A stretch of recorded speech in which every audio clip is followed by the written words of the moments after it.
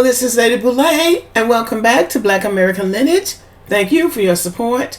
Thank you for subscribing to the channel, for viewing the channel. Thank you for your comments and your thumbs up. Thank you for what you do to support the channel. Today we're going to talk about the white man who fought to end slavery. Not only did he fight to end slavery, but he fought to the death. He is martyred to this day. We don't talk about him a lot because he was a white man, and America likes to keep these kinds of things buried. But today we're going to talk about John Brown. The abolitionist John Brown remains one of the most controversial figures of the 19th century. During a few years of fame before his fateful raid on the federal arsenal at Harpers Ferry, Americans either regarded him as a noble hero or a dangerous fanatic. After his execution on December 2nd, 1859, Brown became a martyr to those opposed to enslavement, and the controversy over his actions and his fate helped stoke the tensions that pushed the United States to the brink of civil war.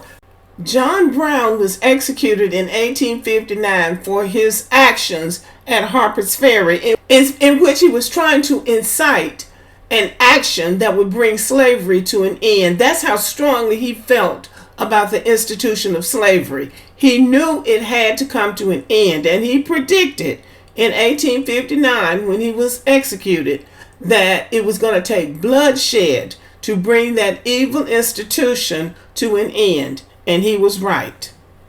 John Brown was born on May 9th, 1800 in Torrington, Connecticut. His family was descended from New England Puritans, and he had a deeply religious upbringing. He was the third of 6 children in his family. When he was 5, his family moved to Ohio. During his childhood, Brown's very religious father would exclaim that enslavement was a sin against God. When Brown visited a farm in his youth, he witnessed the beating of an enslaved person. The violent incident had a lasting effect on young Brown, and he became a fanatical opponent of enslavement. He married at the age of 20, and he and his wife had 7 children before she died in 1832. He remarried and fathered 13 more children. Wow. Brown and his family moved to several states, and he failed at every business he entered. His passion for eliminating enslavement became the focus of his life. In 1837, he attended a meeting in Ohio in memory of Elijah Lovejoy, an abolitionist newspaper editor who had been killed in Illinois. At the meeting, Brown raised his hand and vowed that he would destroy enslavement, or that he would destroy slavery. In 1847, Brown moved to Springfield, Massachusetts, and began befriending members of a community of self-liberated, formerly enslaved people.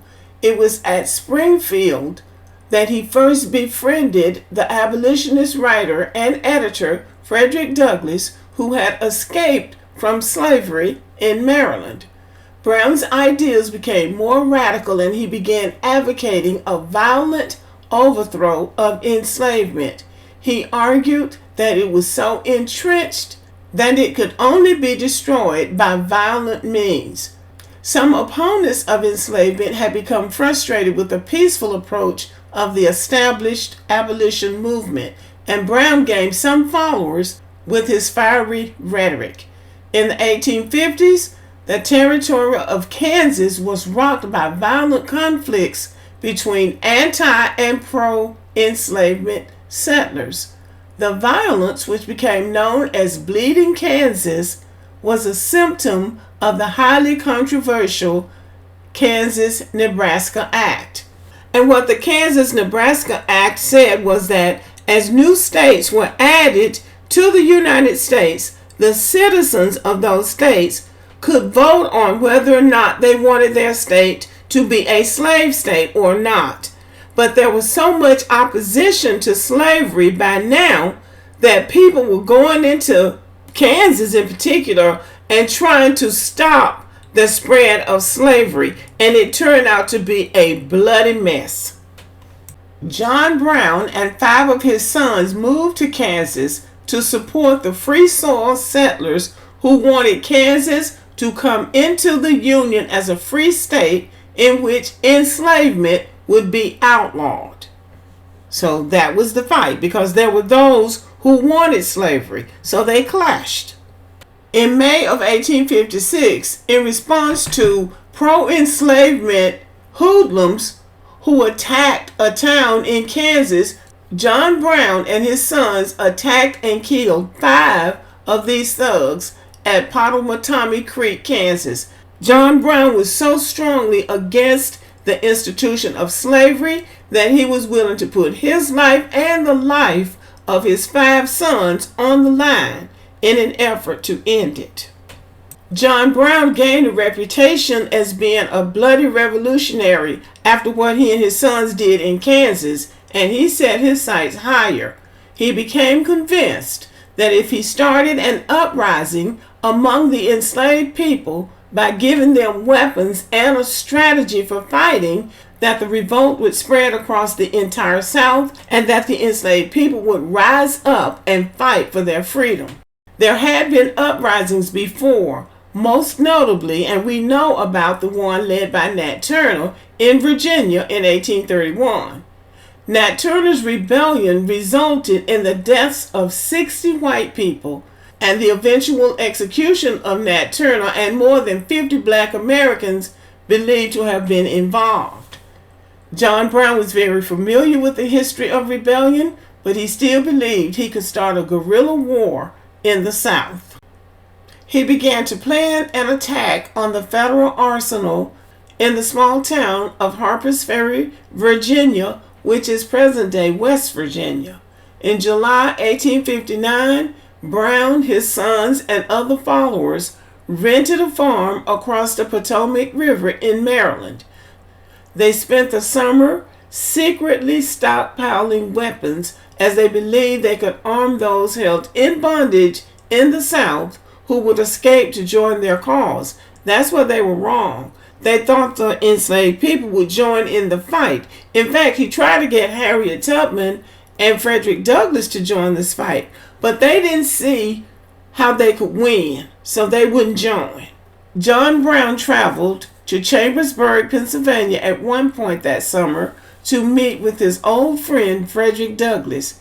Hearing Brown's plans and believing them suicidal, Douglass refused to participate because he just didn't see how they could win, and really they couldn't.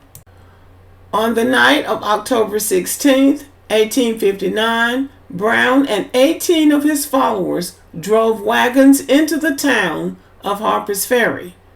The raiders cut telegraph wires and quickly overcame the watchman at the armory, effectively seizing the building. A train passing through town carried the news, and by the next day, forces began to arrive.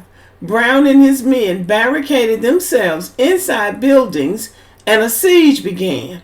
The uprising of enslaved people Brown hoped to spark never happened.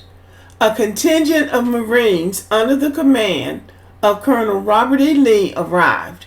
Most of Brown's men were soon killed, but he was taken alive on October 18th and jailed.